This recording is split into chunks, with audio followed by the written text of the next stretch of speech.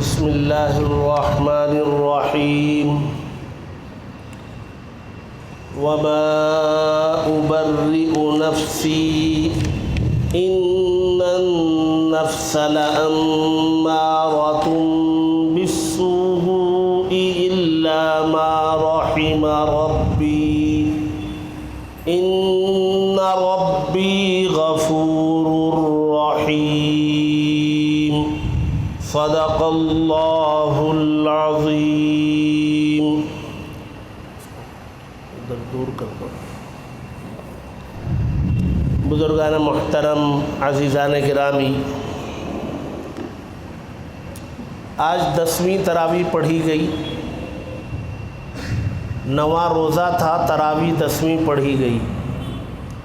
گویا پہلے عشرے کی آخری تراویح آج ہم نے پڑھی۔ کل جو تراویح پڑھی جائے گی انشاءاللہ وہ دوسرے عشرے کی پہلی تراویح ہوگی۔ کل 10واں روزہ ہوگا، 11ویں تراویح ہوگی۔ اور قرآن مجید کا جو پارہ پڑھا گیا وہ 12واں پارہ، وہ پونا پارہ پڑھا گیا اور 13واں آدھا پارہ پڑھا گیا۔ اسی میں سورہ یوسف آئی تھی جو مکمل پڑھی گئی۔ میں نے سورہ یوسف کی ایک آیت پڑھی ہے، اسی پر مجھے کچھ بات کرنا ہے۔ سورہ یوسف میں عبرتوں کا خزانہ ہے۔ میں نے گزشتہ سالوں میں بھی اس کی مختلف آیتوں کی تفسیر کی ہے۔ یوسف علیہ السلام کو نہ کیے گئے گناہ کے بدلے، گناہ نہیں کیا تھا، نہ کیے ہوئے گناہ کے بدلے میں جیل میں ڈال دیا گیا تھا۔ 9 سال جیل میں رہے۔ اتفاق سے آج ہم سینٹرل جیل گئے تھے اور 3.5 گھنٹے قیدیوں کے ساتھ رہے۔ ظہر کی نماز ہم نے وہاں پڑھائی۔ 1100 مرد مسلمان ہیں اور 40 مسلم خواتین ہیں۔ خواتین میں تو ہمارا جانا ہوتا نہیں، لیکن مردوں میں ملاقاتیں ہوئی، ان کے ساتھ بیٹھے، نماز پڑھے، پون گھنٹہ بیان بھی ہوا۔ ان کو یہی بتایا میں کہ بہت سارے وہ لوگ ہیں جنہوں نے کوئی گناہ کیا نہیں، کسی وجہ سے اندر آ گئے۔ کچھ لوگ وہ ہیں جو اچھا کرنا چاہتے تھے، غلط ہو گیا۔ کچھ لوگ وہ ہیں جو جرم کرنا نہیں چاہتے تھے، اتفاق سے ہو گیا۔ کچھ لوگ وہ ہیں جنہوں نے جرم ہی کرنا چاہا، جرم کیا اور اندر آ گئے۔ الگ الگ طبقے کے لوگ ہیں۔ تو جیل میں آنا کوئی بری بات نہیں ہے، لیکن جیل میں آنے کے بعد اپنی زندگی کو نہ بنانا، اللہ کا بندہ نہ بننا، یہ بری بات ہے۔ یہ ہم نے ان کو سمجھایا، پھر ان کے کچن کا معائنہ کیا۔ روزانہ 1150 لوگوں کی سحری بنتی ہے، افطاری بنتی ہے، گنجی بنتی ہے، فروٹ ملتا ہے۔ وہ سب نظام اللہ تبارک و تعالی کراتے ہیں، اور سبب کے درجے میں ہم چند ساتھی استعمال میں ہوتے ہیں۔ 16 سالوں سے یہ نظام چل رہا ہے۔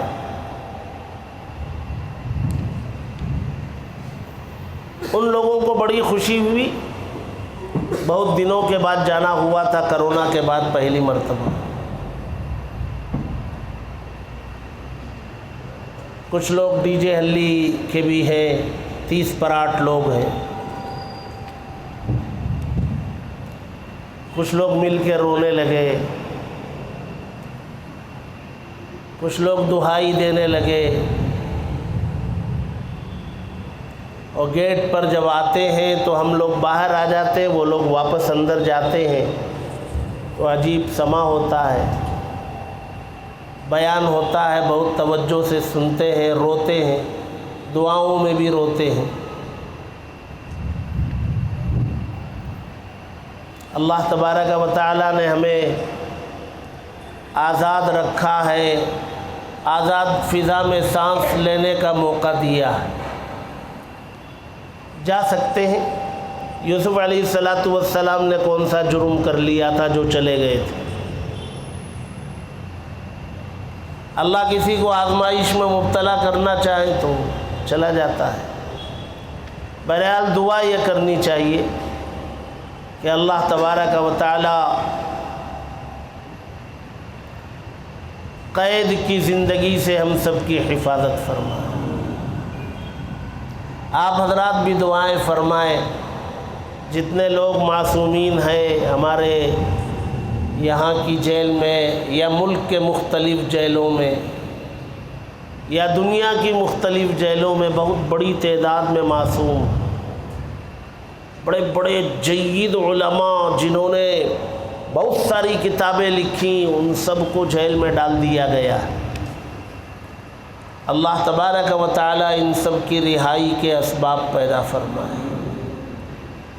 قلم اللہ کے ہاتھ میں ہے، کاغذ بھی اسی کے ہاتھ میں ہے، فیصلہ لکھنے والا ہاتھ بھی اللہ کے ہاتھ، اس کا دماغ بھی اللہ کے ہاتھ، وہ جو چاہتے ہیں وہ کر سکتے ہیں، لکھوا سکتے ہیں۔ قرآن میں ایک واقعہ گزرا، پڑھ دیا گیا پیچھے۔ موسیٰ علیہ السلام کے زمانے میں ایک ولی تھے، وہ بہت مستجاب الدعوات تھے، ان کی دعا قبول ہو جایا کرتی تھی۔ موسیٰ علیہ السلام کی قوم کے کچھ لوگ ان کے پاس گئے اور ان سے کہنے لگے کہ موسیٰ کو بد دعا کرو، یہ سوچ کر کے یہ بد دعا کریں گے وہ بد دعا موسیٰ کے حق میں قبول ہو جائے گی۔ موسیٰ علیہ السلام وہ اللہ کے ولی نے انکار کر دیا۔ پھر ایک دوسرا راستہ ہوتا ہے نا، وہ خواتین کا راستہ، بیویوں کا راستہ، اس راستے سے وہ لوگ آئے اور انہوں نے بد دعا کرنا قبول کر لیا اور بد دعا کرنے کے لیے بیٹھے۔ وہ بد دعا کرنا چاہتے تھے موسیٰ اور ان کی قوم کے لیے، لیکن زبان سے جو بد دعائیہ جملے نکلتے تھے وہ فرعون اور اس کی قوم کے لیے، وہ نہیں چاہتے تھے لیکن زبان وہی نکالتی تھی۔ تو زبان بھی اللہ کے قبضے میں ہے، وہ اللہ جو چاہتے وہی نکلتا ہے، اللہ نہ چاہے تو نہ نکلے گا۔ اسی لیے حشر کے میدان میں اللہ اس کو سیل کر دیں گے، اس سے بلوائیں گے، وہ اللہ قادر ہے، یہ زبان کا کام کرے گی، یہ بند ہو جائے گی، یہ بولے گا، پیر بولے گا، کان بولے گا، جو بولنے والی آج ہے وہ نہیں بولے گی، باقی سب بولے۔ میں نے جو آیت پڑھی اس آیت کو میں سمجھانا چاہتا ہوں۔ اس آیت میں ایک مضمون ہے، اللہ تبارک و تعالیٰ کو کسی کی بڑائی پسند نہیں۔ کوئی بھی ہو وہ اپنی بڑائی بیان کرتا ہے تو اللہ کو پسند نہیں آتا ہے، یا اپنی خوبی بیان کرنا چاہتا ہے، میں ایسا ہوں، میں ویسا ہوں، میں نے 20 حج کر لیے، میں نے 25 عمرے کر لیے، یہ اللہ کو پسند نہیں۔ کوئی آ کے پوچھتا بھی ہے کہ بھئی آپ تو بہت جاتے رہتے، کتنے حج ہوئے آپ؟ پتہ نہیں یار کتنے کے، اللہ بلاتے ہیں ہم چلے جاتے ہیں، پتہ نہیں ہو گئے 20 آپ کے۔ ارے یار ہمیں کیا پتہ ہے، گئے ہوں گے 2-3 مرتبہ، یاد تو ہے نہیں، گن کو تو رکھتے نہیں۔ یہ ہونا چاہیے، کوئی پوچھے تب بھی جواب یہی ہونا چاہیے، لیکن سماج اور معاشرے میں کیا ہے، وہ گنواتے ہیں۔ میں نے 15 عمرے کیے، 20 حج ہو گئے اللہ کے فضل سے۔ بہت سے لوگ ہم سے ملتے ہیں، وہ کہتے ہیں کہ ماشاءاللہ 15 قرآن ہم نے مکمل کر لیے۔ بعض لوگ دعا کے لیے بھی کہتے ہیں، نیک نیت ہو کے کہتے ہیں دعا کیجئے کہ اللہ نے وقت میں برکت دی، میں نے اتنا پڑھ لیا، مزید توفیق دے۔ یہ مخلص ہے، ٹھیک ہے۔ بعض لوگ صرف جتانے کے لیے، آپ کے کتنے ہوئے؟ میں نے 15 قرآن مکمل کیے، آپ نے کتنے کر لیے؟ یہ اللہ کو پسند نہیں۔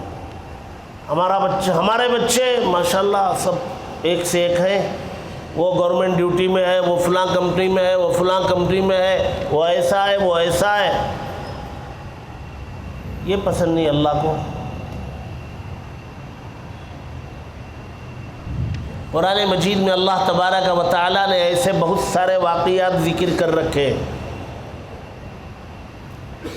ایک تو وہ قارون کا واقعہ ہے جس میں اللہ نے اسے دنیا بھر کے خزانے دے رکھے تھے۔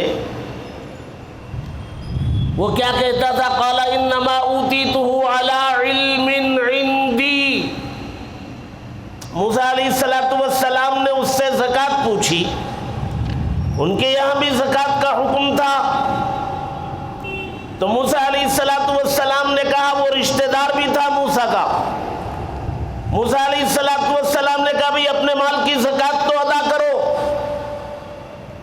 تو اس نے موسیٰ علیہ السلام کو، وقت کے نبی کو اس نے جواب دیا، انما اوتیتہ، یہ مال جو مجھے دیا گیا میں نے کمایا، علی علم عندی، میرے پاس جو علم تھا، فن تھا، ہنر تھا، کمال تھا، میں نے اس کے ذریعے یہ مال کمایا، وہ آپ کو کیسے دے دوں؟ میں نے کمایا میرے علم سے، میرے فن سے، میرے ہنر سے۔ یہ اللہ کو پسند، اللہ تباہ کر دیتے، لہذا قارون کو اللہ نے تباہ کر دیا، زمین میں دھسا دیا۔ فخسفنا به وبداره الارض،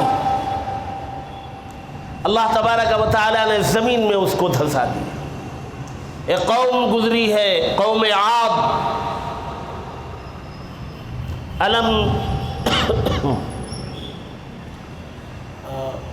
قوم عاد ایک گزری ہے، بڑی طاقتور، بہت لمبے چوڑے، بہت پہاڑوں کو کاٹ کر کے گھر بناتے تھے، بہت طاقتور قوم تھی، ان کو اپنی طاقت کا بڑا زوم تھا، فخر تھا۔ وہ کہتے تھے فَأَمَّا عَادٌ فَاسْتَكْبَرُوا فِي الْأَرْضِ وَقَالُوا مَنْ أَشَدُّ مِنَّا قُوَّةً۔ قوم عاد تکبر کرتی تھی اور کہتی تھی کہ ہم سے بھی طاقتور کوئی ہے۔ کچھ لوگوں کو طاقت کا گھمنڈ ہوتا ہے، چیلنج کرتے پھرتے رہتے ہیں، میرے سامنے کون ٹکے گا، کون کرے گا، میں ایسا کر دیتا ہوں، یوں کر دوں گا، وہ کر دیا۔ عاد کو اللہ تبارک و تعالیٰ نے پوری قوم کو تباہ کر دیا۔ 15ویں پارے میں اللہ تبارک و تعالیٰ نے 2 شخصوں کا ذکر کیا، ان دونوں کو اللہ تبارک و تعالیٰ نے ایک ایک باغ دیا تھا، ان دونوں میں سے ایک کو 2 باغ دیے تھے۔ وَاضْرِبْ لَهُمْ مَثَلَ الرَّجُلَيْنِ جَعَلْنَا لِأَحَدِهِمَا جَنَّتَيْنِ، 2 دوست تھے، ان میں سے ایک دوست کو اللہ نے 2 باغ دیے تھے، مالدار تھا، ایک دوست تھا وہ غریب تھا۔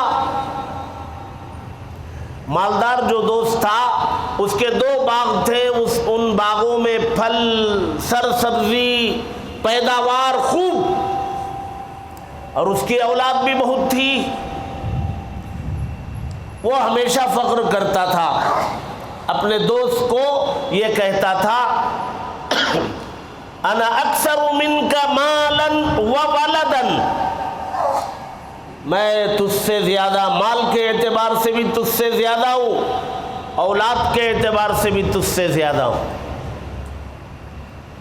یہ جو تکبر ہے، بڑائی ہے، میری اولاد، میرا مال، میری تجارت، میری جائیداد، میری سواری، میرا یہ، میرا وہ، یہ اللہ تبارک و تعالیٰ کو پسند نہیں، یہ تباہی کی علامت۔ اور اللہ تبارک و تعالیٰ نے ان بندوں کا بھی ذکر کیا جن کو اللہ نے بہت کچھ دیا تھا، وہ کہتے تھے کہ ہمارا کچھ نہیں ہے، کہتے تھے ھذا من فضل ربی، یہ میرے رب کا فضل ہے، میں تو کچھ بھی نہیں ہوں، میرے رب کا فضل ہے۔ کچھ لوگ بلڈنگوں پہ لکھ کے لگا دیتے ھذا من فضل ربی. بھئی کیا ہے یہ، کیوں لکھ دیا آپ نے؟ اسے پتہ ہی نہیں کیوں لکھا گیا. یہ اللہ کے ایک ولی کا، اور سلیمان علیہ السلام کے قوم میں وہ اللہ کے ولی تھے. اس اللہ کے ولی کو اللہ نے بہت کچھ دے رکھا تھا. ایک مرتبہ سلیمان علیہ السلام نے ایسے ہی دربار تھا. سلیمان نے پوچھا بھائی وہ بلقیس آ رہی ہے ہمارے پاس، وہ بلقیس کا تخت بڑا شاندار ہے، اس کے آنے سے پہلے اس کا تخت ہمارے پاس پہنچا دو. کون ہے پہنچائے گا؟ تو ایک جن تھا، جن بیٹھا تھا دربار میں، جنات پر بھی ان کی حکومت تھی.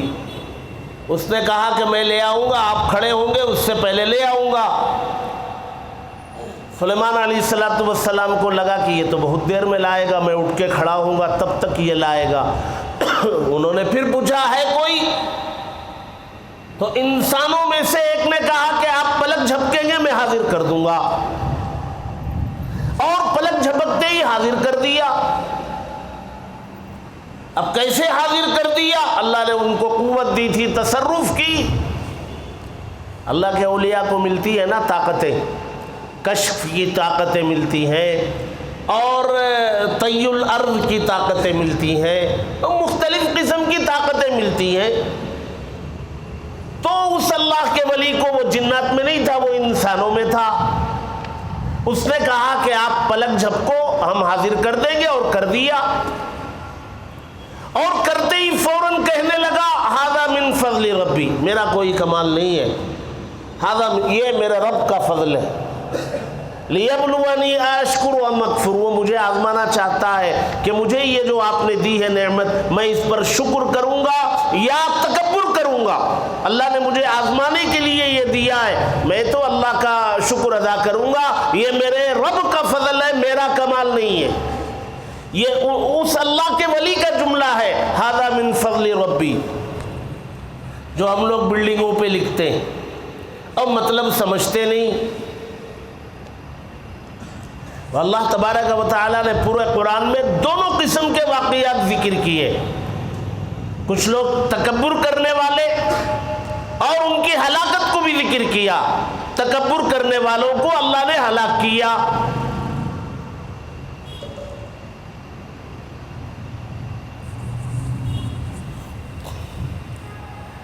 اور کچھ اللہ کے بندے، ان کو بڑے کمالات سے نوازا تھا اللہ نے، اور ان سے کچھ ہو جایا کرتا تھا تو وہ بولتے تھے بھئی ہمارا کچھ نہیں، اللہ کا ہے.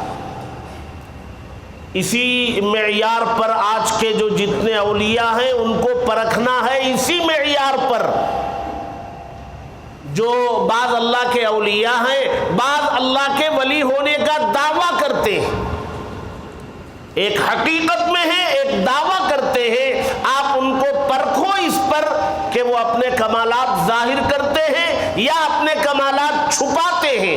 جو اپنے کمالات چھپاتے ہیں وہ اللہ کے ولی ہیں، جو اپنے کمالات ظاہر کرتے ہیں وہ اللہ کے اولیاء نہیں ہیں.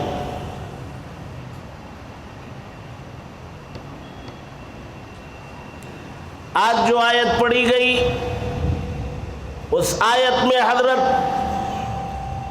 یوسف علیہ السلام وہی فرماتے ہیں کہ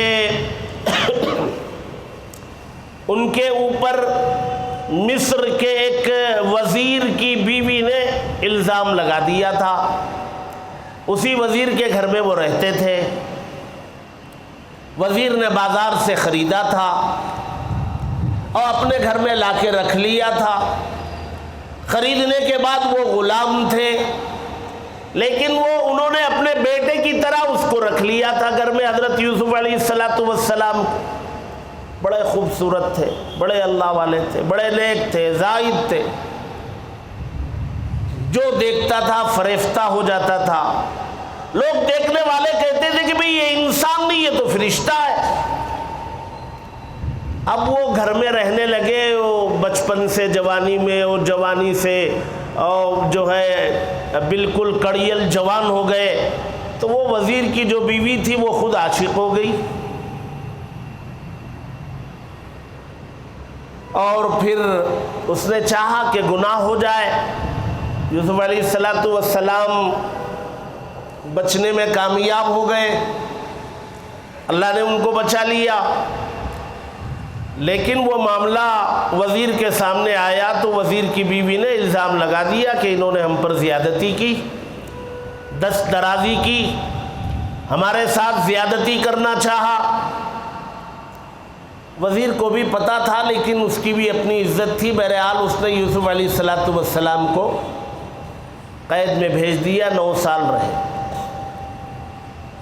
9 سال کے بعد بادشاہ نے، اس ملک کے مصر کے بادشاہ نے ایک خواب دیکھا، اس کی تعبیر ان کے ملک میں دینے والا کوئی نہیں تھا۔ مصر میں پورا اعلان کر دیا یہ بادشاہ کا خواب ہے، کوئی تعبیر جانتا ہو تو آ کے بتا دے۔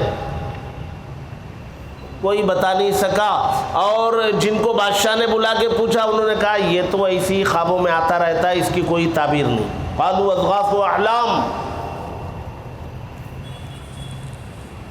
تو ایک آدمی جیل سے چھوٹ کے آیا تھا،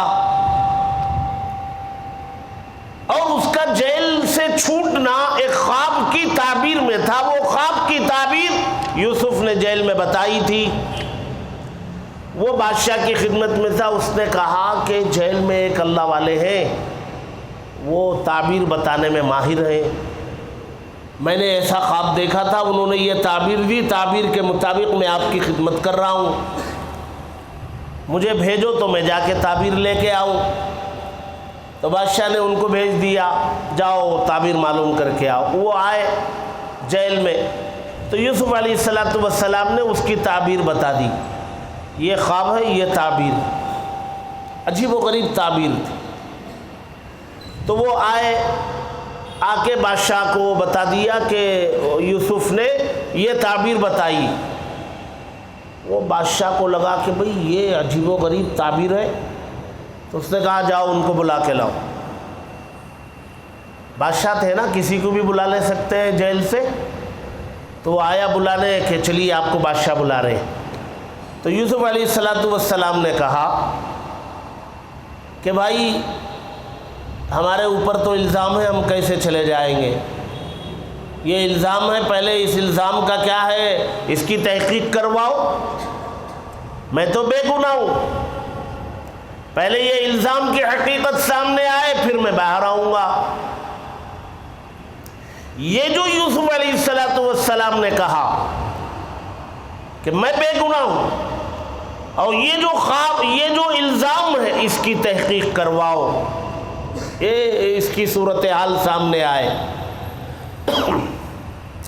تو وہ آگے آ کے بادشاہ سے کہنے لگے کہ بھئی وہ ایک الزام میں ہے، وہ الزام کے بارے میں تحقیق چاہتے ہیں، اس کے بغیر آنے کے لیے تیار نہیں۔ تو بادشاہ نے دوبارہ مقدمہ اٹھایا اور مقدمہ چلایا، تو ایک ایک گواہ آنے لگے، تو الزام لگانے والی خاتون کو ڈر شروع ہو، اس کو بھی بلایا گیا، اور وہ آ کر کے اس نے جرم کا اقرار کر لیا، کہا انا راودتہ، میں نے اس کو بہلایا تھا، پھسلایا تھا۔ الآن حصل الحق، حق بات یہ ہے کہ انا راودتہ وانہ لمن الصادقین، وہ تو سچا آدمی ہے، جرم تو میرا ہے۔ جب یہ ثابت ہو گیا، الزام لگانے والی نے خود اعتراف کر لیا کہ یہ تو سچے آدمی ہے، پاک صاف آدمی ہے، میں نے جو ہے جرم کی پیشکش کی تھی، تو اس کے بعد بادشاہ نے کہا بھئی اب تو تم بے گناہ ثابت ہو گئے ہو، الزام لگانے والی نے اپنا الزام واپس لے لیا، اب آ جاؤ۔ تو یوسف علیہ السلام اس کے بعد نکلے، باعزت بری ہو کے نکلے، بادشاہ کے پاس گئے۔ بادشاہ نے کہا کہ بھئی یہ خواب کی تعبیر جو آپ نے بتائی اس پر کام کرے گا کون؟ خواب کی تعبیر بتانے والا ہی میرے ملک میں کوئی نہیں، تم نے بتایا ہے، اب اس پر کام کرنے والے کون ہیں؟ تو یوسف نے کہا اگر آپ کہتے ہیں تو مجھے فائنانس منسٹر بنا دو، میں یہ کام کر لوں گا، وزیر مالیات۔ بادشاہ نے کہا چلو ہم تمہیں بناتے ہیں فائنانس منسٹر آج سے مصر کے۔ جیل سے آئے سیدھے کیا بنے؟ وزیر۔ کیوں بنے؟ 9 سال کی قربانی دی تھی، جیل میں تھے اور 9 سال جیل میں تھے، ایمان پر ثابت قدم تھے اور ایمان کے تقاضوں کو پورے کر رہے تھے، اللہ کو یاد کر رہے تھے، روتے رہے، گڑ گڑاتے رہے، جیل میں لوگوں کو دین کی دعوت دیتے رہے، سمجھاتے رہے، دین پر قائم رہے 9 سال تک، شکوہ نہیں، شکایت نہیں۔ جب امتحان کا ایک زمانہ ہوتا ہے وہ گزرتا ہے اور امتحان کے زمانے میں آدمی ثابت قدم رہتا ہے، بہکتا نہیں، بھٹکتا نہیں، تو امتحان کا زمانہ ختم ہوتا ہے، پھر اللہ انعام دیتے ہیں۔ 9 سال وہ زمانہ چلا یوسف کا اور 9 سال ثابت قدم رہے تو اللہ نے انعام سیدھے سیدھے ایک ملک کا وزیر مالیات بنا دیا۔ چند دنوں میں بادشاہ کا انتقال ہو گیا تو مصر کا بادشاہ ہی بنا دیا۔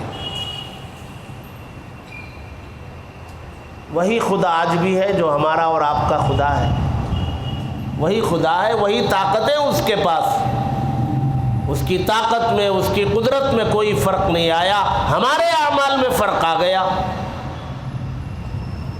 ہم ذرا سی آزمائش پر گھبرا جاتے ہیں، شکوے شکایت کرنے لگتے ہیں، راستہ بھٹک جاتے ہیں، بہک جاتے ہیں۔ 3 سال پابندی کی، نماز کی، روزے کی، سب کی پابندی کی، کچھ حالات نہیں بدلے۔ اس سے اچھا تو وہی تھا، میں جھوٹ بولتا تھا، ڈنڈی مارتا تھا، تول میں چوری کرتا تھا، کیا کی کرتا تھا، بہرحال بہت اچھا تھا۔ وہ کسی عالم کی تقریر سن لی اور اچھا بننے کی کوشش کی، 3 سال تک گھر میں فاقہ، بیمار، علاج کو پیسے نہیں، وہ نہیں، یہ نہیں، 3 سال ہو گئے، اب بس ہو گیا، اب اسی راستے پر چلوں گا۔ آزمائش کا دور کبھی مختصر ہوتا ہے، شارٹ، کبھی لمبا ہوتا ہے، آزمائش ہوتی ہے۔ اب یوسف علیہ السلام 9 سال کے بعد جیل سے نکل گئے، باعزت نکل گئے، اور نکلنے کے بعد آ کر کے وزیر بن گئے، تو کیا ہونا چاہیے؟ نفس موٹا ہو جاتا نا، تکبر آ جاتا ہے۔ کچھ لوگ جیل جا کے آتے ہیں تو عاجز بن کے نہیں آتے، باہر آ کے تکبر، اب تو ہو گیا، اب تو ہم ہی ہیں سب۔ جیل میں جانے سے پہلے کم گنڈا تھا، جیل میں جا کے آ کے بڑا گنڈا ہو گیا۔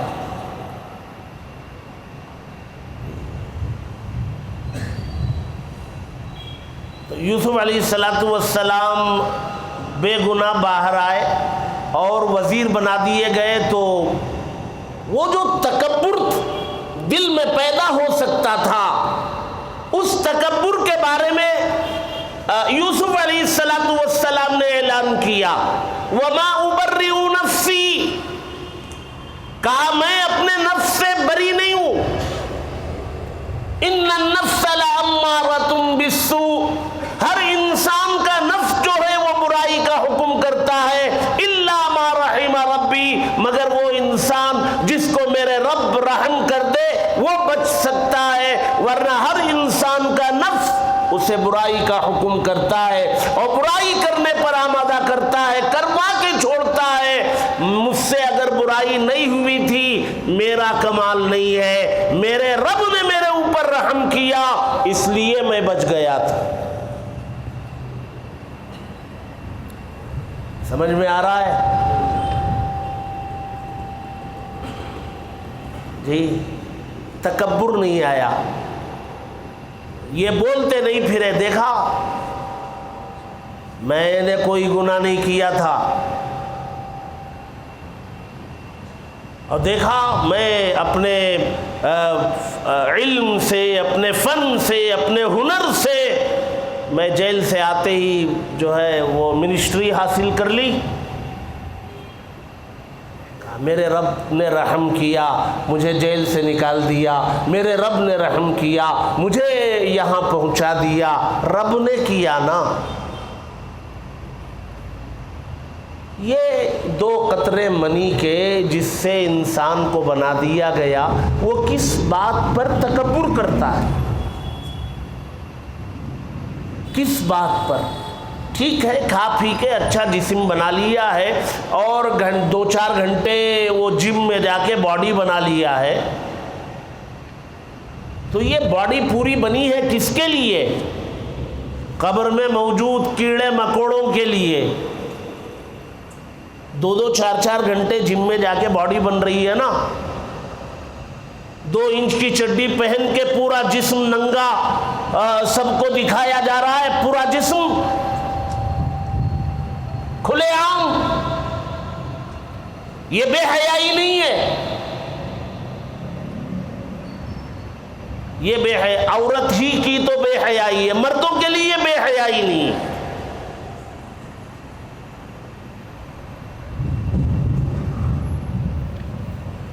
اور اس جسم پر محنت ہے جو کل کو کیڑے مکوڑوں کی غذا ہے، روح پر محنت نہیں ہے۔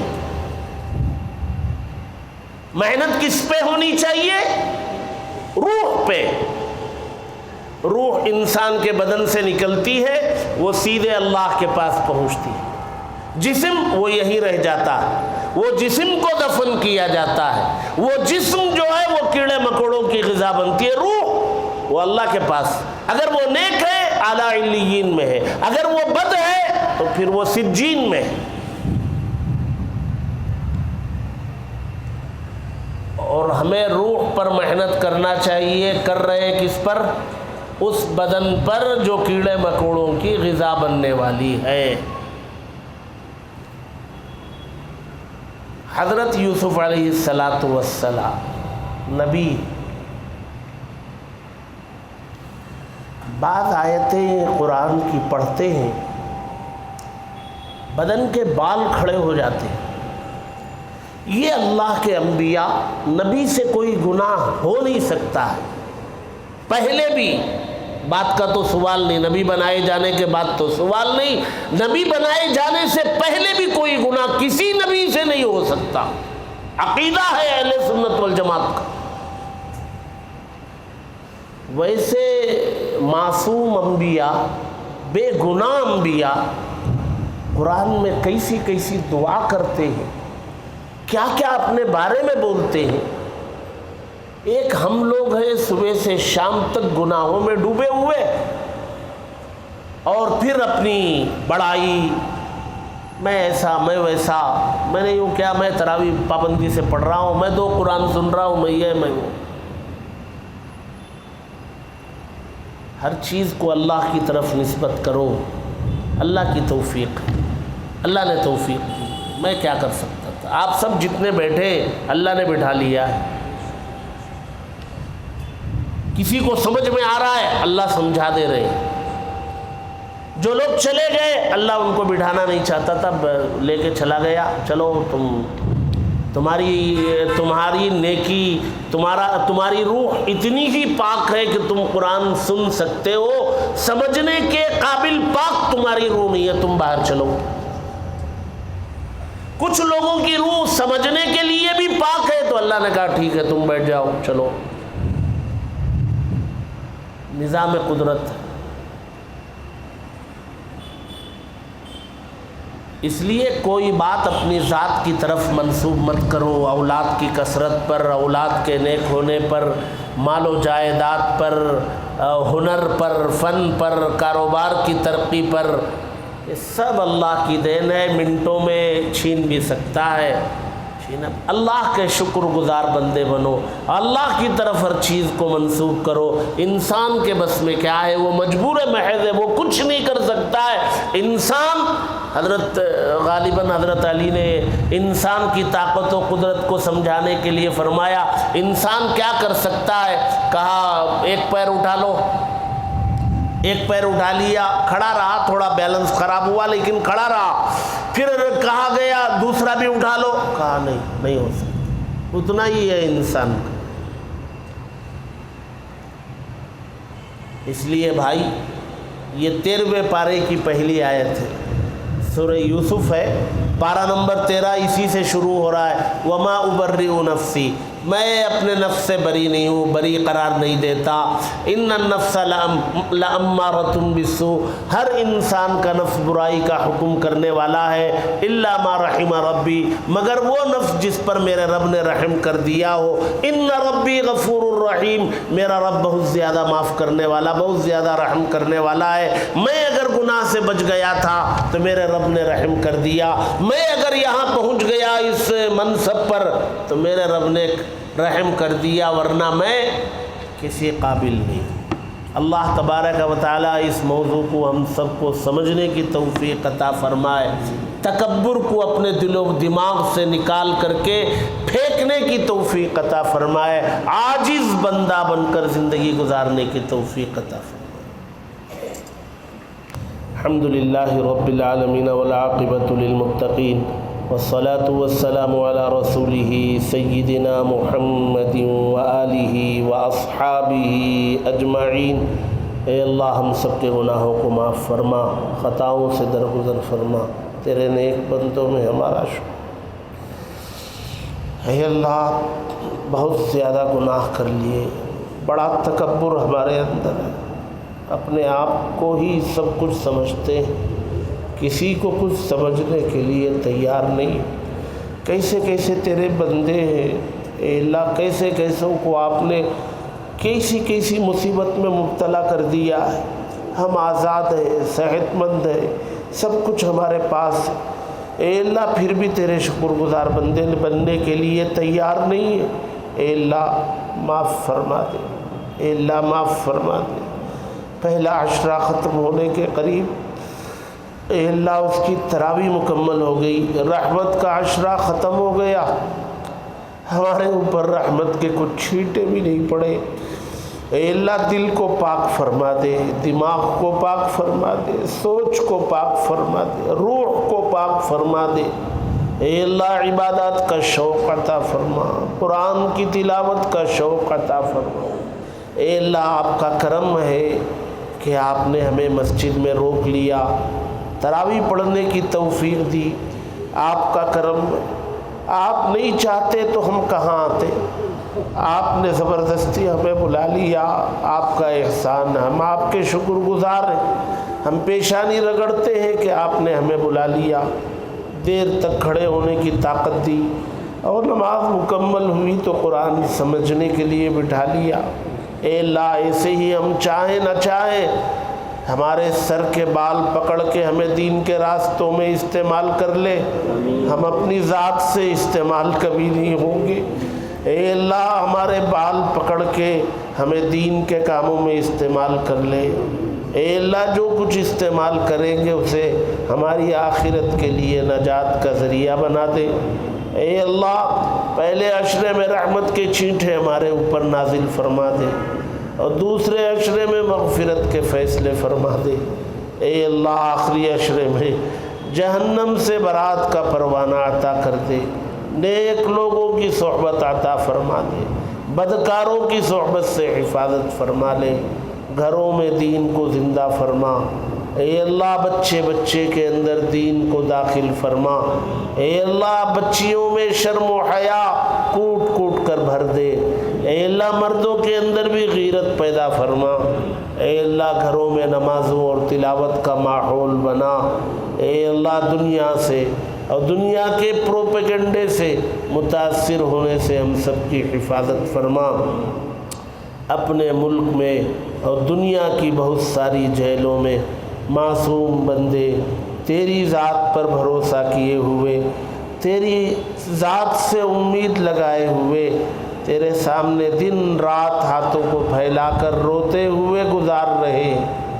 اے اللہ ان کی آزمائشوں کا زمانہ بہت لمبا ہو گیا، رہائی کے فیصلے فرما۔ اے اللہ ان کی رہائی کے فیصلے فرما۔ اے اللہ سب کچھ آپ کے قبضے میں ہے، عدالتیں، وکلاء، فیصلہ کرنے والے، ان کے ہاتھوں میں استعمال ہونے والا قلم، ان کا ذہن، دماغ، وہ سب آپ کے قبضے میں ہے۔ آپ جو چاہتے ہیں وہ کر سکتے ہیں۔ اے اللہ ان معصومین کی رہائی کے فیصلے فرما، ملک میں امن کو عام فرما، چین کو عام فرما، دشمنوں کی سازشوں کو ناکام فرما، ان کے منصوبوں کو ناکام فرما، ہمیں اپنے اسلام پر عمل کی توفیق عطا فرما، عمل کے ذریعے اسلام کی تبلیغ کرنے کی توفیق عطا فرما، جائز مقاصد میں کامیابی نصیب فرما، نیک آرزوؤں کو پورا فرما، ہماری ان دعاؤں کو حضرت محمد مصطفیٰ صلی اللہ علیہ وسلم کے صدقے میں قبول فرما۔ ربنا تقبل منا انك انت السميع العليم وتب علينا انك انت التواب الرحيم۔ صلی اللہ تعالی علی خیر خلقہ سیدنا محمد وآلہ واصحابہ اجمعین۔ سبحان ربک رب العزة عما یصفون وسلام علی المرسلین والحمد للہ۔